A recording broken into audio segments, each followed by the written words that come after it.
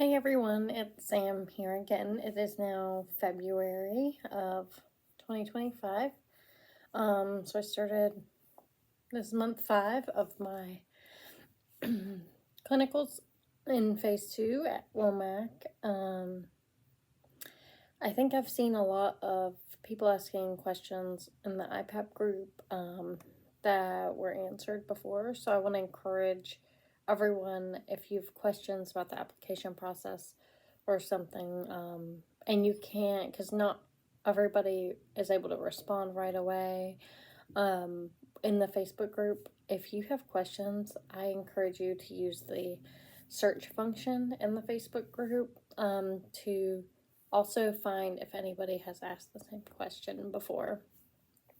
That's just a little tip, especially because we're in this day and age where we want answers like yesterday for a question we're asking today. And so that might help some of you. And if you're not in the Facebook group, you should be in the Facebook group. So also, you may have seen some people placed messages in the Facebook group recently of understanding that what you're going to get in with IPAP is you're going to lose a lot of time with your family, your friends, your relatives, even your children, your spouse. So IPAP is very demanding, but being a physician assistant is demanding as well. So even if you don't think school is going to take that much from you, your career likely will.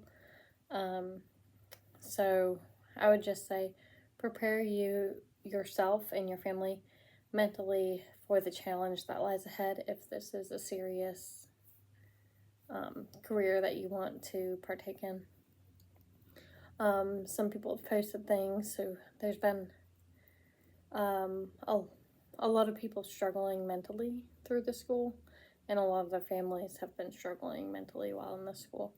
The Army already takes a lot from you. I can't speak for other branches, but I expect about the same. And then going to school to be a PA, and then being an Army PA on top is going to just take even more. So I am so very fortunate to have a husband and kids the kids that can understand, to have a husband and kids that can understand and really appreciate what I am doing to better all of our lives, and then and to hopefully better the lives of my patients. So just keep that in mind when you're going through this process, and kind of think to yourself, am I sure this is something I can do, I want to do, my family can handle, my family won't resent me for it. It's definitely worth taking the time. I test on the orthopedics rotation on Tuesday. I finished it Friday. It was minimal manning due to the long weekend, so I spent most of Friday studying and doing some other paperwork that I have been behind on, not related to school. Then Monday is holiday, President's Day tomorrow. So I actually start my emergency department rotation tomorrow. I've already completed my 160 hours, which is no longer a requirement for future classes. You will have 6 weeks in the ER, but I only have 2 weeks in the ER, so I start that rotation tomorrow, and then I'll test for orthopedics on Tuesday, and then I'll finish out the next 2 weeks of ER time. So by the time I talk to you guys again, I'll have at least orthopedics and ER rotations done, and hopefully test and passed. I have not failed a test yet. I've scored consistently in the 80s,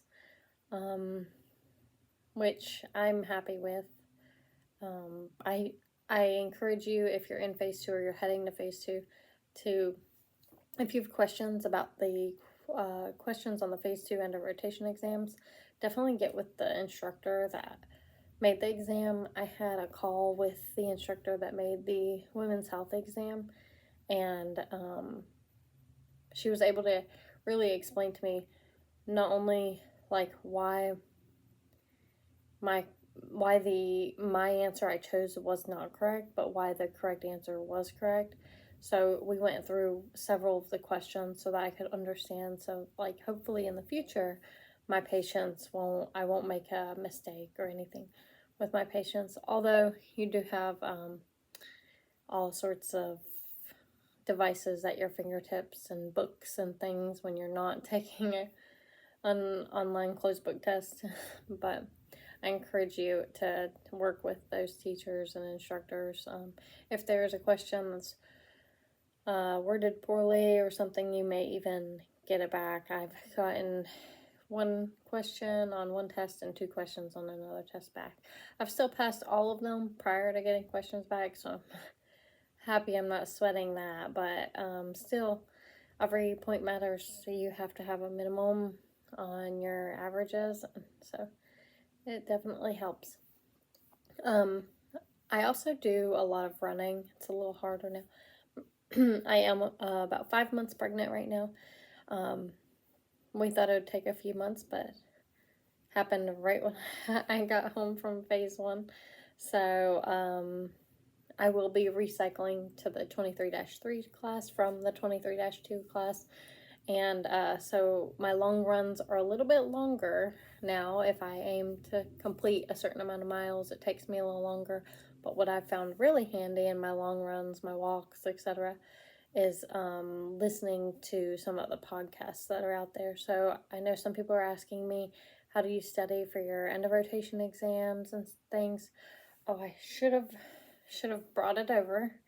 I do have several podcasts I listen to, so I'm going to show them to the audience if anybody watches this still. So the Cram the Pants, that one's really good. As you can see, I was just listening yesterday on my long run to 50 high yield MSK questions. Physician assistant exam review is really good. He's one of the PAs that works on Smarty Pants. This one is also the other PA that runs Smarty Pants. I think he's the main PA, if I'm not mistaken. It's called the Audio Pants Panry. If you have Smarty Pants, I believe you get all of the episodes, but I think you still get some of them, even if not. So that's really, I actually haven't listened to this one yet, but I'm planning on listening to it tonight. And then there's also Physician Assistant in a Flash. I've not listened to it, but I did find it handy that they basically go by rotation. So a lot of them won't have like just internal medicine. It's kind of backwards for y'all, so I'm sorry. So that one had internal medicine and then had many podcasts just on internal medicine and emergency medicine, then many podcasts. So I'll be definitely listening to their emergency medicine podcast coming up with my emergency medicine rotation. And then I want to show you also my books. I should have brought them over, so give me just a second.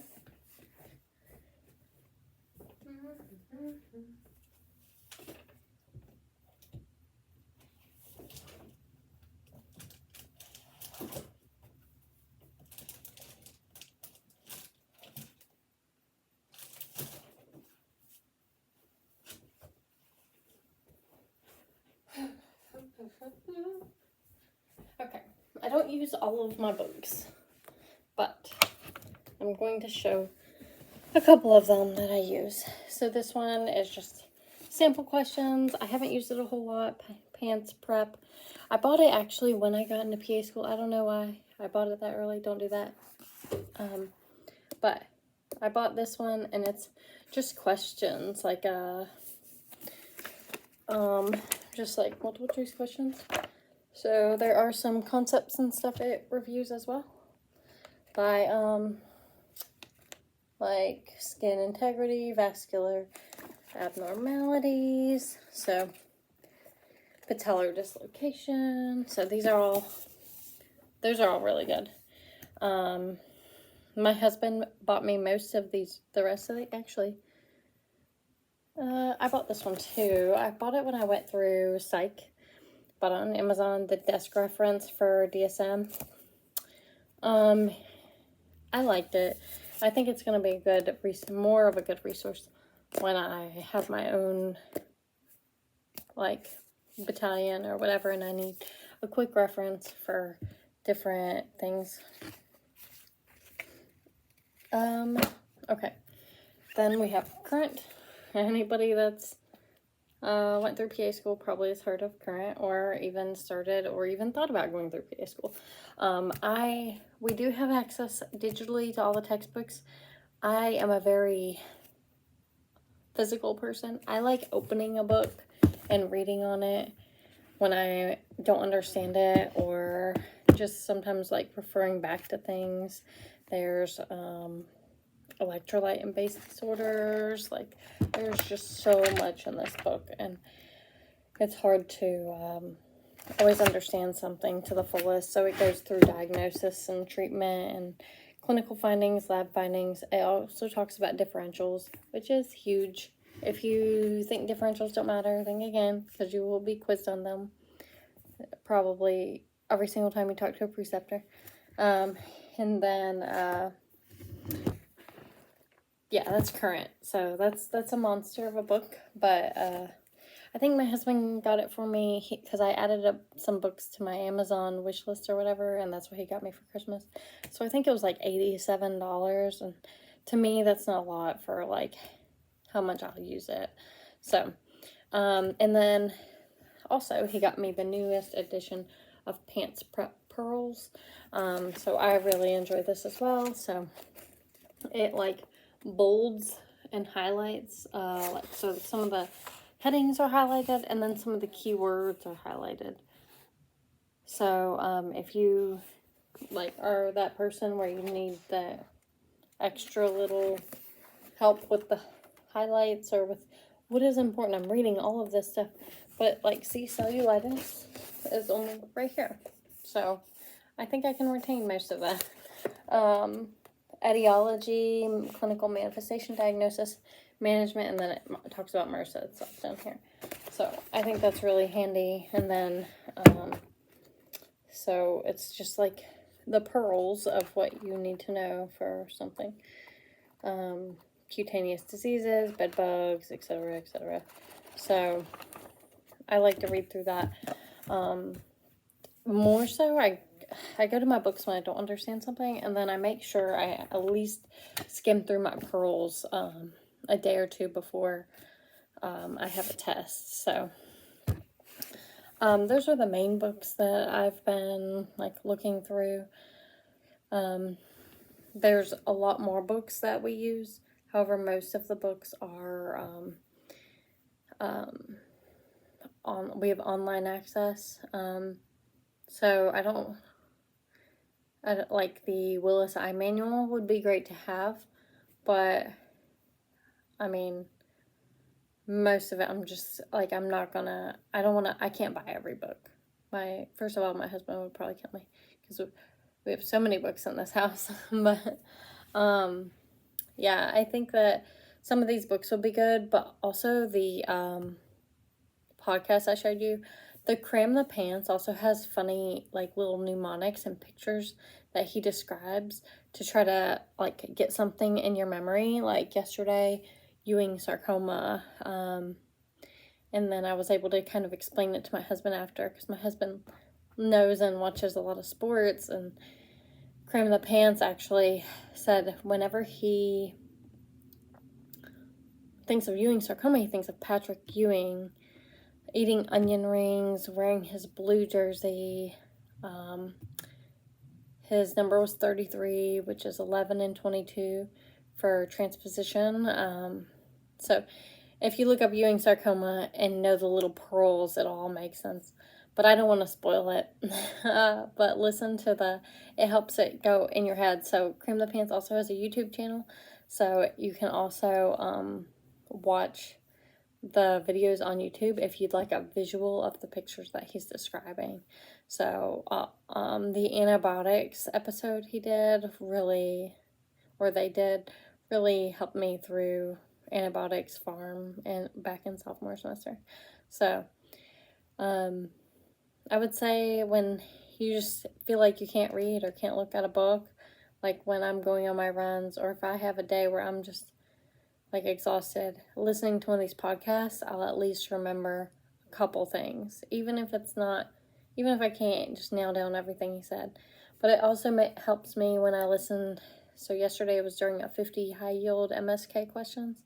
Also makes me feel better and boost my confidence when he's asking these questions and I am getting like 70-80%, and I'm like, okay, I know things, I remember things, I've learned so much through this rotation. I just need to have confidence in what I learned, which is an area where I lack.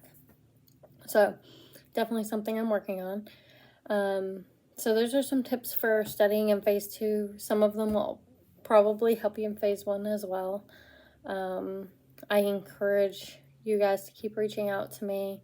I think the only question I got since my last video in early January was about the commissioning upon arrival to phase 1. I haven't heard anything else about it. If you've been in the military for more than a day, you know that things move very, very slowly.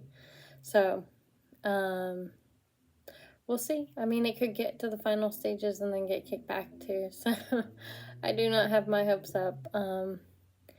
If anybody has any questions, reach out or email or comment or what have you. If you're anywhere near Fort Liberty or Fort Bragg, it may or may not change its name back from what I read. SecDef, yeah. So if you're ever in this area, you want to have coffee, lunch, you want to come track me down, have me look at something for you, or you want to borrow one of these books, just shoot me a message and we'll go from there. I hope everybody has a great rest of your February, and hopefully I'll talk to you again in March. Bye.